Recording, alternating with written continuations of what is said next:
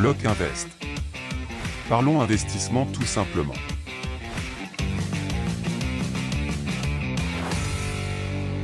Et bonjour et bienvenue dans ce nouvel épisode de Locke Invest. Ici on parle d'investissement et d'immobilier et aujourd'hui je vais te parler de gestion, comment manager ton immobilier, comment est-ce que l'on s'organise au jour le jour quand on vit de son immobilier ou alors qu'on est salarié et qu'on en a pas mal.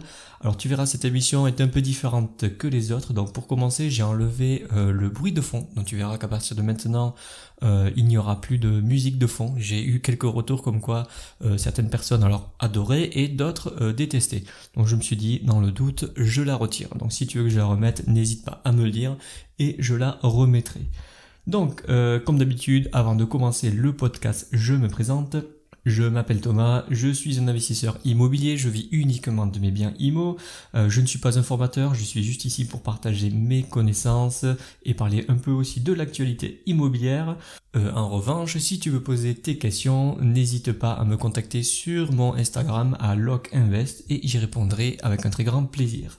Bien, tout de suite, commençons du coup le podcast. Donc pour commencer, je vais te parler de matériel, de quel matériel tu as besoin pour gérer ton immobilier. Alors moi j'ai beaucoup de choses, donc je vais te parler, ce n'est pas obligatoire mais c'est juste conseillé.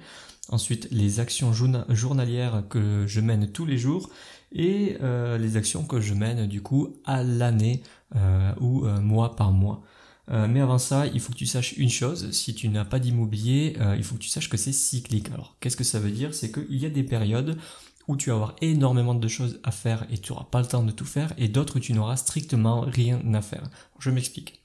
Tu peux avoir un jour où tu achètes un bien immobilier, en même temps tu as des travaux à gérer sur un autre bien, et encore en parallèle de ça, tu as par exemple un dégât des eaux et un locataire qui s'en va ou alors qui fout la merde dans ton immeuble, tu vois. Tu peux avoir plein de choses comme ça qui font que tu n'arrives pas à suivre, tu bois à la tasse et c'est pour ça qu'au bout d'un moment il faut automatiser. Mais tôt ou tard ça risque de t'arriver avant que tu automatises tout. Enfin déjà il faut avoir aussi l'argent pour pouvoir tout automatiser. Mais voilà, alors soit c'est tout l'un, soit c'est tout l'autre, et il y a d'autres moments où tu n'achètes rien, il n'y a aucun bien à vendre, tout est loué, et du coup tu n'as rien à faire.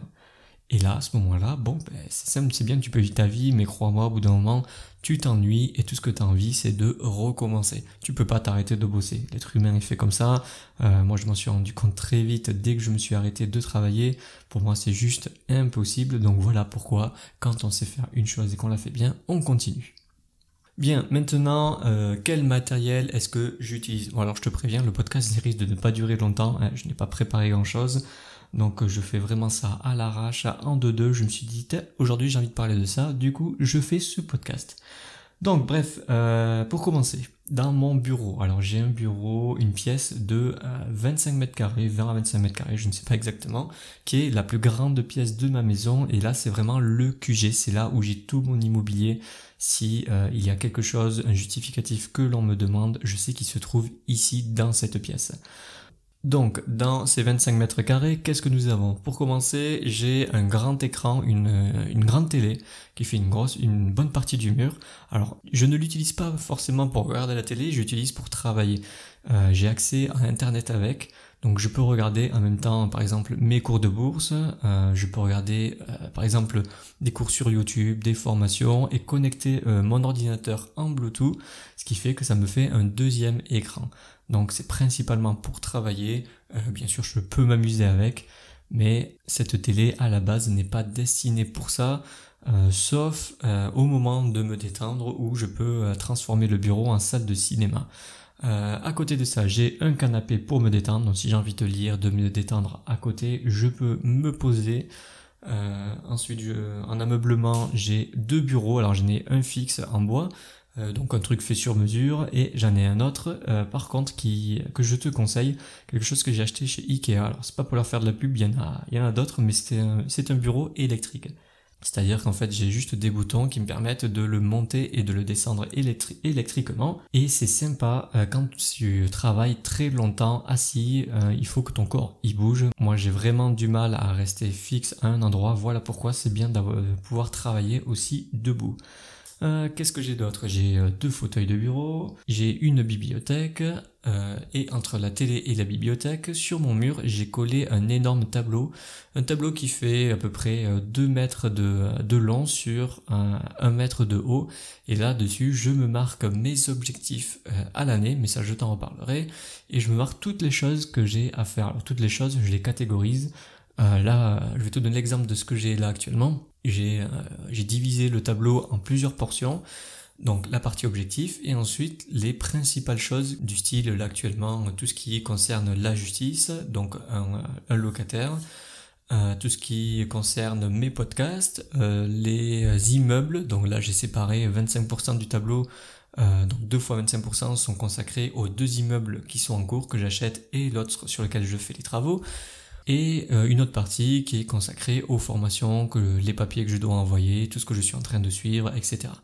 Donc ça, c'est un grand tableau, et c'est-à-dire que dès le matin, quand je me lève et que j'arrive dans mon bureau, je vois tout de suite toutes les choses que j'ai à faire. Elles sont catégorisées, elles sont sorties de ma tête, je n'ai pas besoin d'y penser H24. Ensuite, à côté de ça, j'ai un agenda papier. Un agenda aussi bien papier que électronique.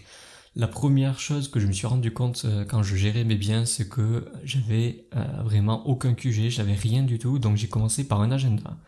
Alors c'est un agenda tout simple, bien sûr il y a toute l'année en cours, sauf que dessus j'ai rajouté 2-3 petites choses du style les choses urgentes importantes, urgent pas important, donc j'ai classé les choses importantes par urgence, et pareil de l'autre côté, donc c'est une feuille qui est divisée en 4 catégories, et de l'autre côté donc c'est important pas urgent et pas important pas urgent. Et toutes ces choses bien sûr je les ai apprises grâce à un livre. Le livre, je crois que ça s'appelle S'organiser pour réussir, voilà, de mémoire. Excuse-moi, je fais vraiment ce podcast de tête. Et donc, cet agenda, partout où je vais, il me suit. Donc, si j'ai vraiment quelque chose à noter, des rendez-vous à prendre, c'est là que je note tout et je t'invite à faire la même chose. À côté de ça, mon agenda électronique, c'est sur mon iPhone.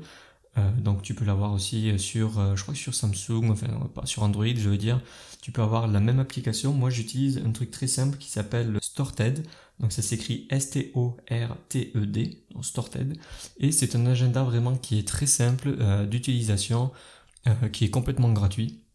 Et du coup, je peux, si j'ai vraiment beaucoup de choses à faire dans la journée, des fois j'ai des choses, je me les chronomètre toutes les 5 minutes. Aux 5 minutes près, j'ai une chose à faire dans la journée. Du coup, je me le mets sur mon agenda électronique et je peux choisir de mettre des notifications au fur et à mesure. Donc, je t'invite vraiment à télécharger, surtout si tu n'as aucun agenda, rien à marquer, de l'utiliser. Tu peux même faire des to-do list, tu peux faire tout ce que tu veux, même si je suis pas fan des to-do list.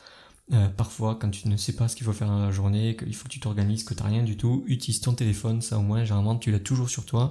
Si tu n'as pas ton agenda, au moins ça, tu l'as. Et avec tout ça, du coup, j'ai un sac à dos dans lequel j'ai de quoi partir en visite, s'il le faut, si j'ai une visite à faire tout de suite. J'ai juste à mettre mon agenda, à l'intérieur j'ai mon télémètre laser et un mètre, des feuilles de brouillon, un carnet pour pouvoir tout noter. Donc si vraiment je vois un bien qui m'intéresse et que je le vois qui est sur internet ou qu'on vient de m'appeler, donc un agent immobilier qui m'appelle, j'ai juste à prendre ce sac, à mettre mon agenda dessus et je suis là tout de suite. Le but aussi c'est que au jour le jour, je fais en sorte de n'avoir aucun rendez-vous pour pouvoir me déplacer tout de suite. Si on m'appelle pour une urgence, il faut que je puisse me déplacer immédiatement. Donc je t'avoue que c'est pour ça aussi que j'aime pas trop quand on prend des rendez-vous pour moi. Alors là c'est souvent ma copine qui m'organise des choses du style ok là on fait ça tel jour, mais je suis obligé de lui dire non je sais pas si je vais pouvoir venir. Bon je me débrouille toujours, jusqu'ici ça a toujours marché, mais je fais toujours en sorte d'avoir du temps libre.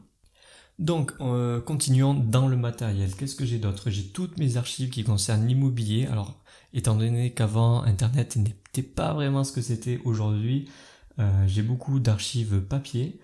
Ensuite j'ai juste des placards avec tout ce dont j'aurais besoin au jour le jour, donc des choses très simples du style des baux de location, donc papier, parce que je ne les ai pas en informatique, même si je te conseille de les avoir en informatique si tu ne délègues pas et que tu as beaucoup de biens à gérer, mais ça c'est pour une histoire de rapidité. Après j'ai ce que tout le monde a, des enveloppes, des timbres, une imprimante, très important, l'imprimante qui fait scanner, ça quand tu dois envoyer tes dossiers bancaires et tout ça, c'est très important de l'avoir tout le temps sur toi.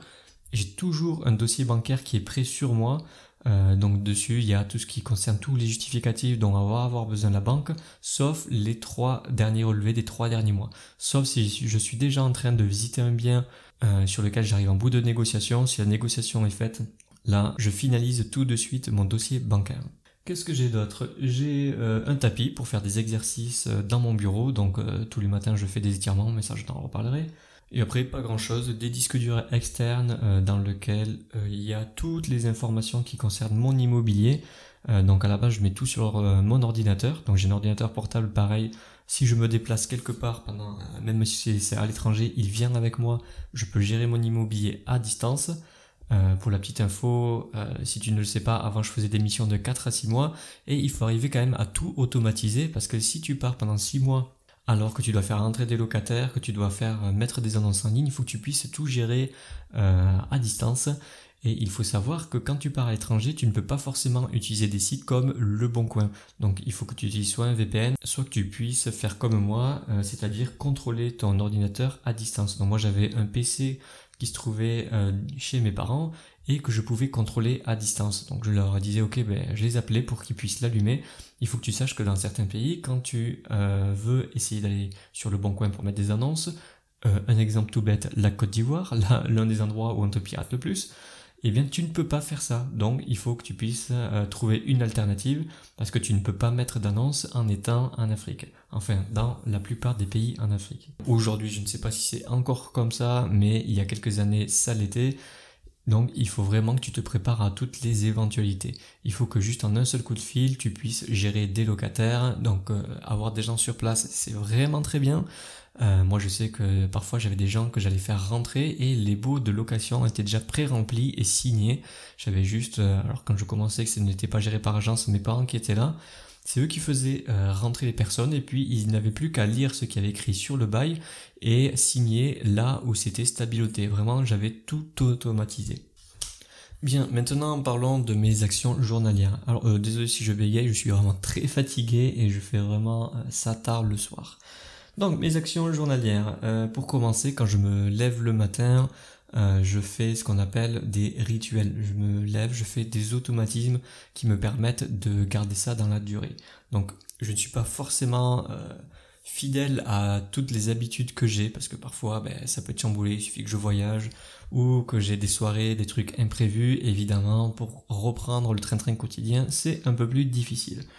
Donc je te conseille de faire déjà la chose que tu dois faire la plus importante dès le matin. Donc avant tout ça, je me lève, moi personnellement, je fais mes étirements du matin. Ça me permet déjà d'avoir plus d'énergie et de commencer ma journée en meilleure forme. Ensuite, je fais de la méditation. Alors ça, c'est pas très régulier, je l'avoue chez moi. Mais quand il m'arrive des trucs où j'ai été stressé durant la journée, en fin de journée, crois-moi, tu fais ça. Quand tu commences à avoir l'habitude, ça te détend et tu vas beaucoup mieux. Ensuite, qu'est-ce que je fais d'autre? J'ai l'habitude aussi de lire quelques livres, mais parfois quand je n'ai pas le temps, parce que je ne suis pas un très bon lecteur, j'ai un abonnement Audible et j'écoute des livres audio. Je te le conseille, ça te permet vraiment d'apprendre pas mal de choses et au fur et à mesure des années, avec des intérêts cumulés, crois-moi, ça change beaucoup de choses à la fin. Après les étirements, si j'ai le temps, je révise un peu mon anglais, donc pour ça j'ai une application qui s'appelle Mosalinga. Sur toutes les applications, il y a du Duolingo, je sais qu'il existe et tout ça, mais pour les avoir testés, c'est celle que je préfère. Et bizarrement, je parle mieux anglais depuis que j'utilise cette application, alors que quand j'étais au lycée, au collège, j'étais vraiment une bille, j'y comprenais rien du tout. Alors que là, c'est vraiment, on t'apprend vraiment à parler et non pas à écrire et à passer des examens. C'est vraiment très différent sur les applications et c'est ça que j'apprécie beaucoup. Donc une fois que mes rituels du matin sont passés, comme je te l'ai dit, je m'attaque en priorité à la chose la plus urgente que j'ai à faire si j'ai une chose urgente à faire dès le matin. Et pour cela, du coup, je reste focus dans mon bureau, je fais ça parfois aussi même le soir. Et quand ma copine arrive des fois le soir, j'ai même dû l'éjecter. Donc au début elle est mal pris, maintenant je me suis expliqué, pour que je sois focus, il faut vraiment que je sois tout seul dans le bureau pour pouvoir travailler tranquillement. Et du coup, je gagne beaucoup de temps. Ça m'évite de perdre du temps à ce qu'on me pose des questions, à ce qu'on me dise des trucs. Voilà, c'est vraiment un truc sur lequel je suis catégorique. Moi, il y a des moments, il faut vraiment que je reste tout seul. Donc, j'éjecte tout le monde de mon bureau et je travaille vraiment à 100% là-dessus. Au niveau du repos, je fais généralement une sieste de 20 minutes. Alors il faut éviter de faire plus que 20 minutes, sinon tu vas avoir un mauvais sommeil, parce que tu vas tomber dans un sommeil profond, et après, du coup, tu vas pas arriver à dormir la nuit. Donc je te conseille de faire une sieste de 20 minutes, ça va être juste assez pour avoir une bonne énergie, et pas trop, pour pouvoir quand même dormir après la nuit. Au niveau du sport, ça dépend si j'ai un challenge à faire ou comme ça. J'essaye de tenir une moyenne de 3 fois par semaine. Parfois, je fais 5 à 6 fois par semaine du sport. Souvent, quand j'ai besoin de réfléchir, je vais courir. Sinon, c'est renforcement musculaire. Et tout ce qui concerne mon organisation au niveau de tout ce qui se trouve sur mon bureau, si tout ce qui est le courrier, tout ça, tout ce que je vois que je peux faire en 2 minutes, si je reçois un SMS, si j'ai un appel à faire, si c'est quelque chose qui dure moins de 2 minutes, je le fais tout de suite. Je range très souvent mon bureau, je fais en sorte à ce qu'il n'y ait rien, parce que s'il n'y a rien sur mon bureau, c'est-à-dire mon esprit est complètement libre, et du coup je peux beaucoup mieux réfléchir et avancer beaucoup plus vite. Donc voilà aussi pourquoi je déteste quand on vient me foutre le bordel dans mon bureau, ça pollue complètement mon esprit. Ensuite, durant mes journées, alors là ça dépend vraiment ce que j'ai à faire dans l'immobilier, je fais souvent le tour des chantiers, alors des fois le matin ou juste avant que les ouvriers partent le soir, pour voir l'évolution, et ensuite préparer les prochaines réunions. Mais une fois que je sais qu'il leur faut tant de délai, ok, dans 3 jours on aura fait telle chose, je ne reviens pas du chantier durant les 3 jours. Et ensuite, en fin de journée, je m'organise pour la veille. Donc je m'explique, c'est très simple. Quand la journée est terminée, le soir, au calme, je me prépare mon agenda pour préparer le lendemain, avec vraiment toutes les 5 minutes, qu'est-ce que j'ai à faire si mon emploi du temps est chargé. S'il n'est pas chargé, je mets juste ce que j'ai à faire le matin et l'après-midi. Et comme ça me permet de me réveiller sans être pollué par les bruits, ou le matin ne pas savoir ce que je vais faire.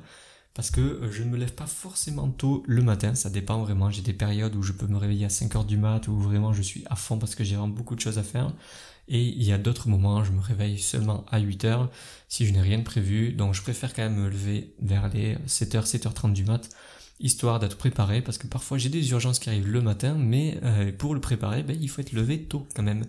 Et oui, là il n'y a pas de miracle. Quand tes ouvriers sont prêts à 7h30 et que toi tu te réveilles à 8h, si t'appelles alors qu'il y a un problème, moi il faut savoir que quand je dors tu ne peux pas du tout me joindre. Bon là c'est un problème. Et ensuite quand je passe ma nuit, tu ne peux pas me joindre parce que je me mets en mode ne pas déranger. Donc maintenant que tu sais à peu près quel matériel j'utilise, que je te conseille, donc principalement c'est ordinateur et agenda, et ensuite il te faut imprimante et de quoi classer tous tes documents.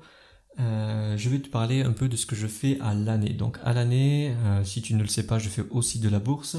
Donc à l'année, tous les mois, je rééquilibre mon portefeuille sur 2 giros. Voilà, alors moi j'utilise 2 giros, tu utilises le broker que tu veux si tu fais de la bourse. Donc tous les mois, je dois rééquilibrer mon portefeuille à la fin du mois. Ensuite, je me forme. Alors là, actuellement, j'ai un rythme de 1 formation à l'année. Donc les formations que tu peux voir sur internet. Donc moi je mets vraiment beaucoup de temps pour les choisir, parce que je me renseigne sur qui est mon interlocuteur. Donc je te conseille aussi de faire la même chose. Si un jour tu prends un formateur, tu tapes son nom et son prénom et tu auras s'il a des sociétés. Si tu vois qu'il n'a qu'une société ou qu'il n'en a pas du tout, je ne te conseille pas de le prendre. Ça veut dire que ce n'est pas forcément un bon formateur pour toi. Attention, là je parle dans l'immobilier. Si c'est quelqu'un pour t'apprendre le dessin, évidemment ça n'a rien à voir. Là je te parle vraiment d'entrepreneuriat, d'immobilier, de bourse, voilà, ce genre de choses. Ensuite, tout au long de l'année, mes comptes bancaires sont vraiment gérés d'une main de fer, c'est-à-dire que tout est millimétré. Alors millimétré, c'est-à-dire que j'ai tout automatisé. Ma gestion, elle est assez simple. J'ai des banques physiques. Donc toutes ces banques physiques, ce sont les banques que tu peux trouver un peu partout, qui sont dehors. Là, c'est simple, il y a mes loyers et il y a toutes mes factures. Voilà, là, c'est vraiment tout ce qui concerne l'immobilier. La bourse et tout ça, tout est géré de façon automatique. Donc mes épargnes se font automatiquement, tous mes prêts, du coup, là c'est obligé, sont prélevés le même jour. Donc moi j'ai plusieurs jours, ça peut être le 5, le 15 ou le 25 du mois. Et à côté de ça, j'ai une banque en ligne. Bon, je vais pas forcément te la donner parce que mais il n'y a pas vraiment d'intérêt. Mais tu peux prendre n'importe quelle banque en ligne. À toi de voir vraiment si tu l'utilises, mais si tu l'utilises, moi, c'est ce que j'utilise pour mes loisirs. Donc tous mes loisirs sont payés avec cette banque en ligne et pareil, tous les mois, il y a un virement qui est fait automatiquement sur cette banque en ligne et j'utilise que cette carte pour vivre. Tout le reste est vraiment géré de façon automatique, donc si je me fais pirater mes comptes au centime près, je peux tout de suite voir où est le problème. Il faut savoir aussi que ça permet aussi aux banques, quand je leur montre mes 3 derniers relevés de compte de toutes mes banques, les relevés, du coup, il n'y a pas beaucoup de lignes et les lignes, c'est exactement toujours les mêmes. Donc c'est une lecture qui est très rapide pour la banque et la seule chose qui change, c'est justement ce que je paie tous les mois avec ma carte bleue et ça, du coup, c'est seulement mon compte en ligne. Ensuite, niveau organisation, les travaux, ça peut t'intéresser, mais je fais moi un calendrier de travaux. Donc pour les gérer, c'est simple, avant que les artisans, avant la toute première réunion, alors déjà j'ai récupéré tous les devis si je les ai fait avant, sinon si je ne les fais pas, on les fait sur le moment et on se met d'accord. Mais généralement, vu que avant d'acheter, je suis obligé d'avoir les devis, je fais un dossier par artisan, je mets un calendrier avec leur nom, le nom de chaque artisan. Dans cette pochette, il y a le numéro de téléphone de tous les artisans pour qu'ils puissent appeler entre eux. Et sur le calendrier, il y a juste des cases sur lesquelles on peut cocher quand est-ce que eux ils comptent venir. À l'intérieur de cette pochette, il y a aussi tous les plans du coup de l'immeuble. Les devis sont signés, je le précise. Et donc tous les artisans, quand on fait les réunions, ils reviennent avec ce dossier et il y a aussi les clés de l'immeuble. Alors les clés de l'immeuble, je ne les donne pas à tous parce que souvent sinon il faut que je fasse beaucoup de doubles de clés. Mais je les fais au moins pour le principal, c'est-à-dire les premières personnes qui viennent, du style le maçon quand il va venir démolir, l'électricien, le plombier et le plaquiste si j'en prends un. Donc ces personnes peuvent déjà rentrer dans l'immeuble. À côté, le peintre, le menuisier, souvent ils arrivent après, ou alors ils sont souvent avec une autre personne. Donc alors déjà quand le peintre va arriver, tu sais déjà que tous les autres ils auront terminé pour la plupart, donc j'aurai déjà récupéré les clés pour leur donner. Sinon, du style le menuisier, quand il va me refaire les fenêtres, il y a souvent quelqu'un d'autre comme le plaquiste ou le maçon qui se trouve sur place, donc lui il a les clés, je ne suis pas obligé de me déplacer. Donc voilà, au niveau des travaux, je pense que ça pouvait t'intéresser mon style de management là-dessus. Ensuite, au niveau des travaux, pour garder ce petit fil rouge, une fois que ton bien est loué, il faut savoir que l'agence, elle connaît les artisans du coin et du coup, tu n'as pas grand-chose à faire. Alors si tu ne connais pas, tout ce que tu as à faire, c'est juste à confirmer si il faut faire les travaux ou pas.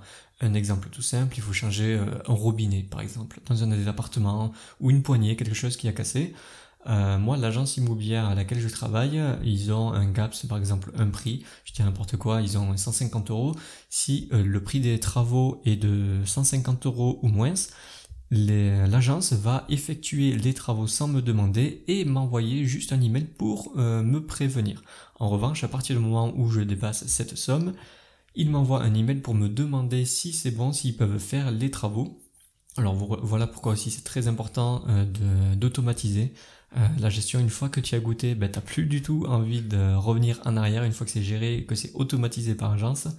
Parce que là, il suffit juste que tu envoies un email en disant c'est bon, vous pouvez faire les travaux. Ça suffit comme preuve juridiquement. Donc, l'agence, du coup, fait les travaux et l'argent, où c'est qu'elle récupère? Eh bien, sur les loyers. Donc, l'agence se paye avec les loyers. Bon, moi, c'est des immeubles qu'elle gère, donc il y a quand même assez de loyers pour payer les artisans. Voilà, je précise. S'il n'y a pas l'argent, je ne sais pas comment elle fait, parce que je n'ai jamais eu le cas. Peut-être qu'elle vous demandera de faire un chèque directement. Mais pour ton dossier bancaire, si tu veux faire apparaître plus de loyers, tu peux demander à payer toi-même l'artisan par chèque. Donc ça, c'est quelque chose que j'ai pu faire au début.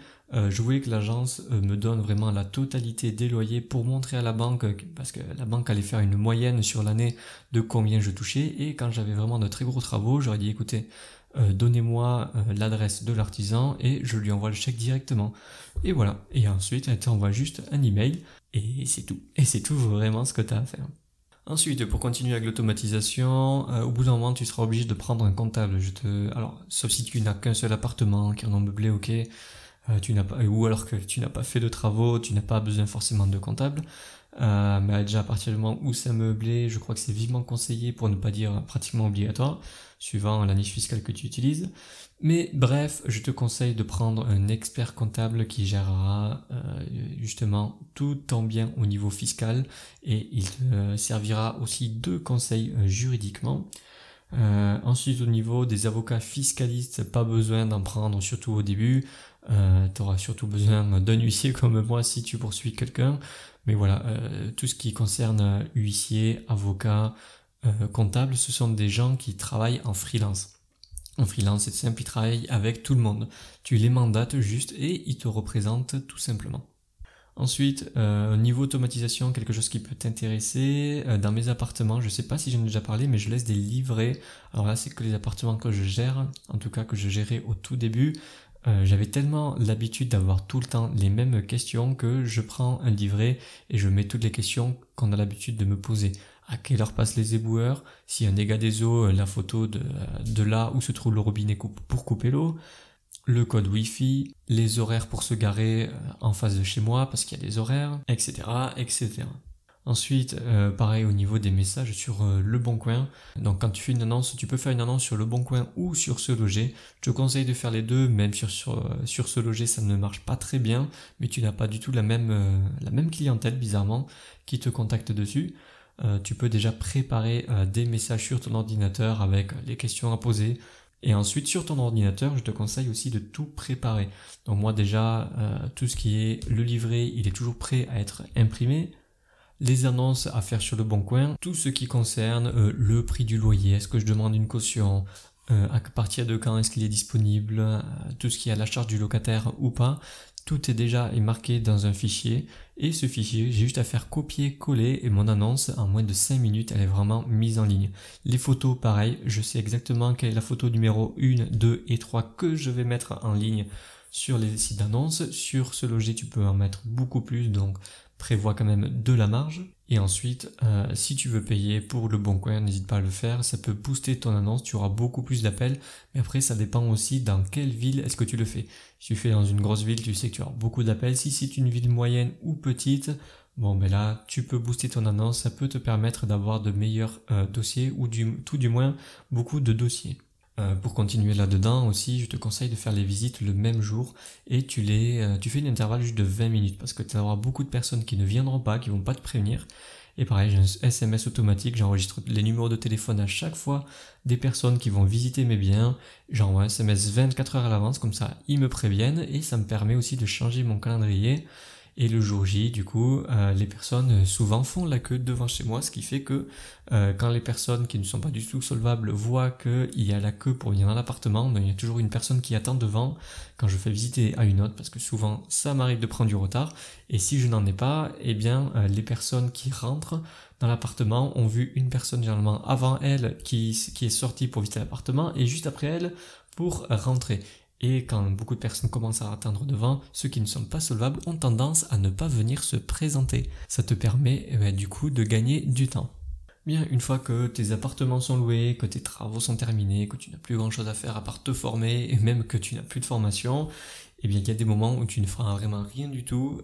Comme je te disais, moi j'ai même passé des journées à faire. Alors je faisais ma veille le matin pour voir s'il y avait des biens, j'appelais les agents immobiliers, et quand il n'y a rien, alors il faut toujours avoir tes dossiers de prêt comme pour la banque et tout ça, mais une fois que c'est fini, ben, tu peux t'ennuyer. Moi je te dis, il y a des journées où je jouais carrément à la Xbox parce qu'il n'y avait rien à faire.